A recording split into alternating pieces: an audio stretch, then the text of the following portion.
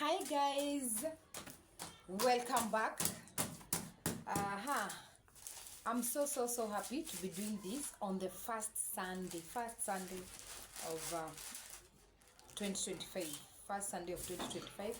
Today is date 5 of January, and we are still doing our Bible study on episode 8, Genesis chapter 9 verse 1 to 29. I said episode 7 we did Genesis chapter 7 and chapter 8. Now today it's Genesis chapter 9 1 to 29, and our main focus is on the God's covenant with Noah, which runs from verse of that chapter runs from verse 1 to verse 19. Then we shall be looking at Noah's drunkenness, which is verse 20 to 24, and the curse of Canaan, verses 25 to 29, and what caused it. So we will read, and then we will try and capture the main things in that chapter of chapter 9. And we read. Raylen, kuja. And we read.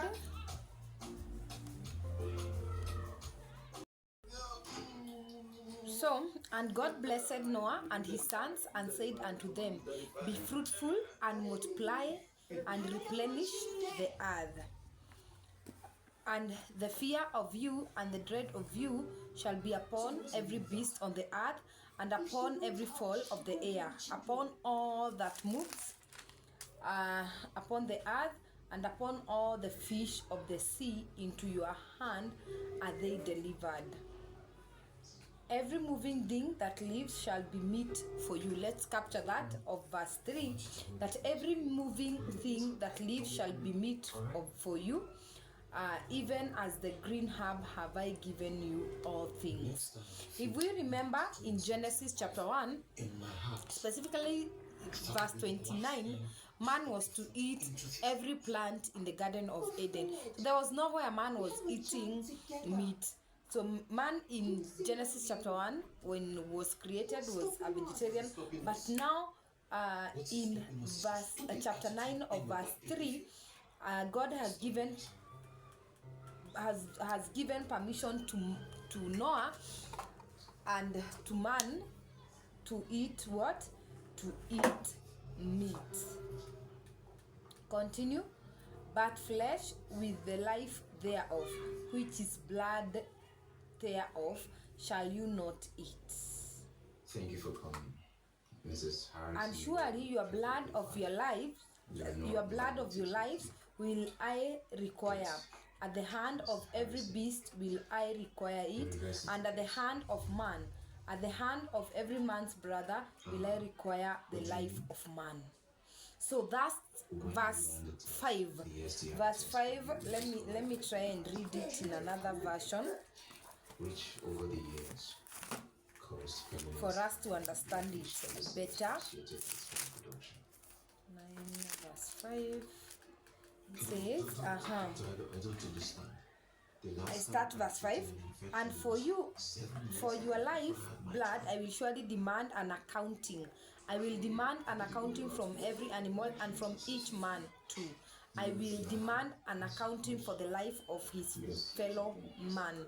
So meaning that in this verse, God condemns suicide as well as homicide. So that is what God condemns in verse 5. Whoever sheds the blood of man, by man shall his blood be shed. For in the image of God has God made man. That is verse 6. And you will be fruitful and multiply, bring forth abundantly in the earth, and multiply therein. So God also blessed man and said that he would multiply.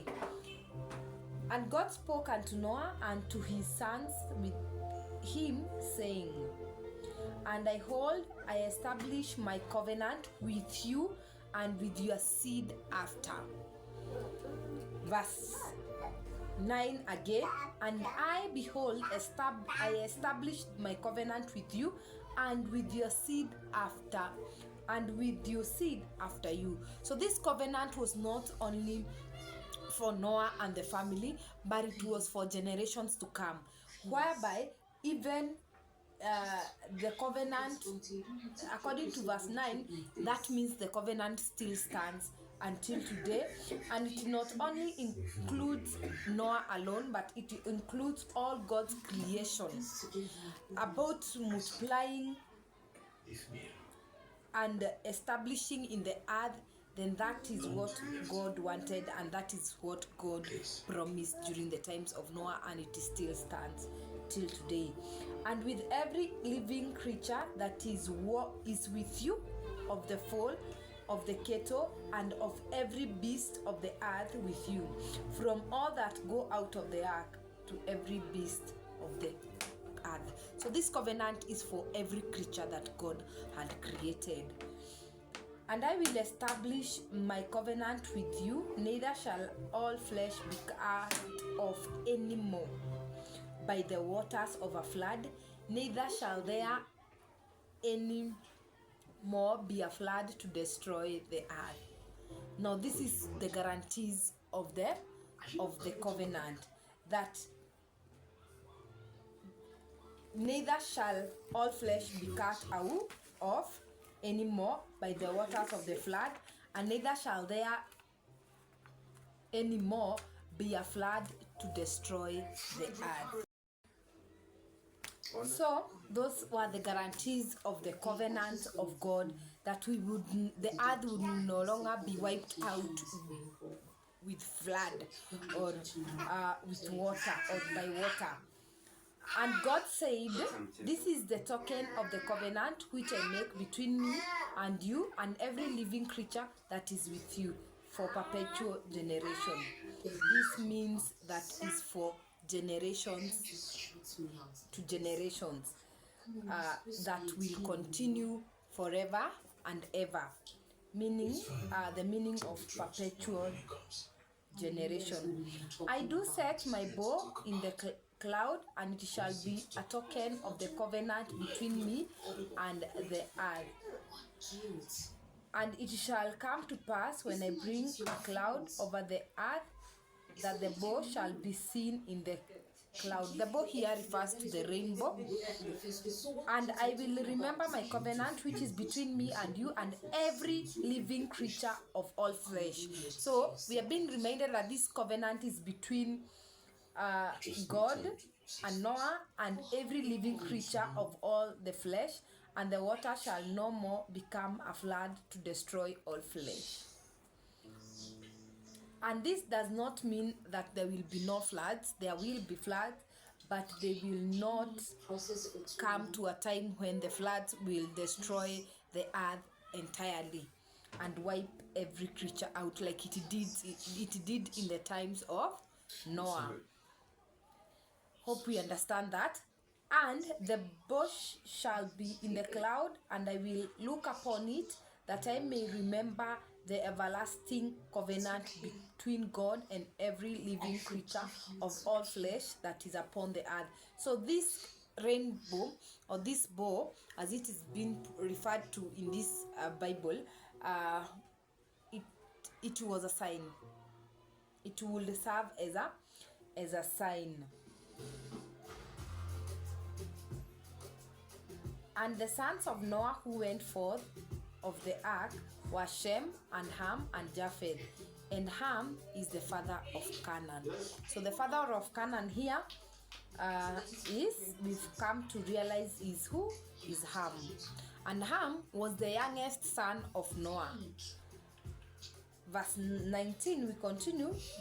These are the three sons of Noah, and of them was the whole earth overspread. So after that, everyone is a descendant of either Ham, Shem, or Japheth. That is what we are being told in verse 19, that these are the 3 sons of Noah, and of them was the whole earth overspread. This means that every single person on earth had died in the flood, with the exemption of this family, and so anyone after the flood is from that lineage of Shem, Ham, and Japheth. Noah's drunkenness, we said, it starts from chapter 20 to 24. And Noah began to be a husbandman, and he planted vineyard. So he was a farmer of, he had planted a vineyard, and he drank of the wine and was drunken, and he was uncovered within his tent. This is the first time in verse 21, and the whole of from Genesis to where we are, this is the first time that wine is mentioned in the Bible during the times of Noah. Verse 22, and Ham, the father of Canaan, saw the nakedness of his father and told his 2 brethren without let me read using this verse 22.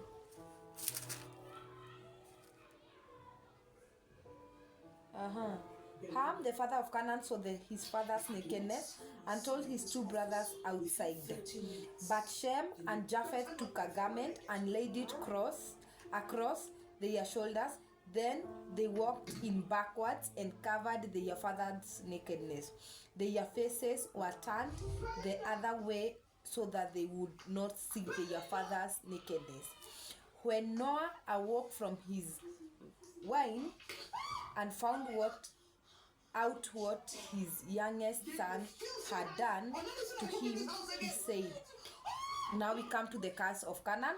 Cursed be Canaan, the lowest of slaves will he be to his brothers. He also said, blessed be the Lord, the God of Shem. May Canaan be the slave of Shem. May God extend the territory of Japheth. So he blesses both Shem and Japheth, and curses who? And curses Ham. May God extend the territory of Japheth. May Japheth live in the tents of Shem, and may Canaan be his slave. After the flood, Noah lived 350 years altogether. Noah lived 950 years and then he died.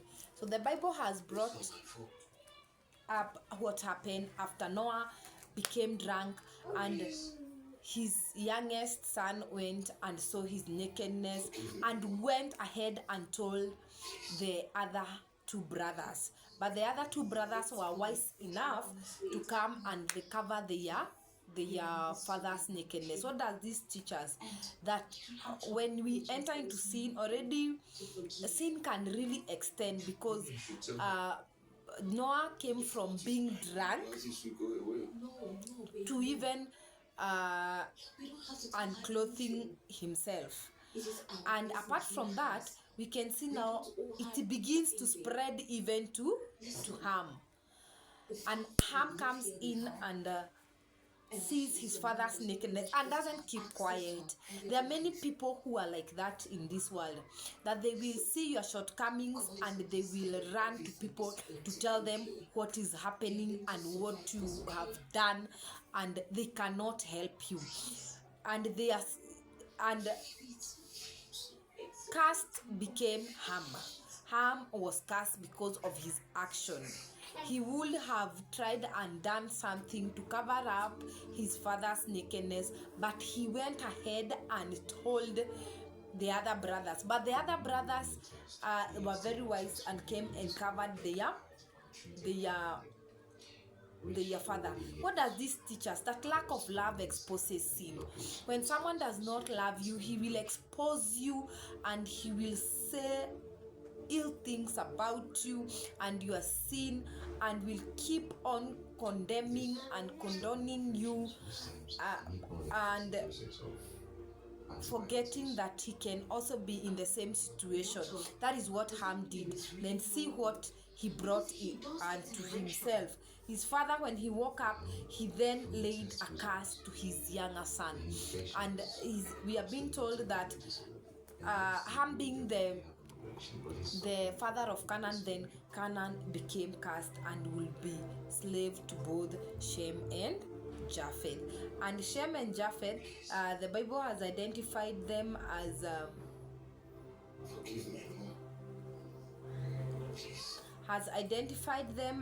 Shem has been identified as the father of let me capture that.